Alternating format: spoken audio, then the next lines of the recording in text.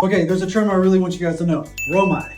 R-O-M-I. It's called Return on Marketing Investment. I'm going to show you the calculations to be able to do that. We're going to take our revenue minus our marketing spend, and then we're going to divide that by our marketing spend. If you take $200,000 and you spent $50,000 on marketing spend, you're going to take that $200,000 in revenue, you're going to subtract it by $50,000, which is what you spend on marketing. You're going to divide that by your marketing spend, and that's going to give you your 300%. We're going to consider this as your gross ROI. That's amazing. So you have a lot of marketing companies that are like, hey, look, we provided you with the 300% ROI. And you're like, well, hold on a second, that math doesn't always add up. So I'm going to look at this and we're going to be like, all right, what's my net? What did it actually cost you? We brought in $200,000 in revenue.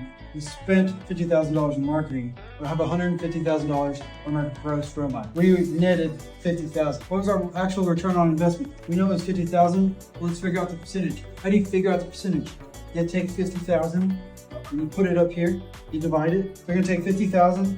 You're going to divide that by $200,000, and that's going to give you a 25% profit margin. That's really good, right? Would you spend $50,000 to make $200,000 gross, and then you're left over $25,000? It's up to you to decide. If it's not, then you got to cut expenses somewhere, right? We want a 5-to-1 ratio of our ROI. That's our ROI goal. Say we grossed $500K, $100K in subs, labor, and materials, $35K in marketing and advertising. Spend $175,000 on these expenses here, 65%.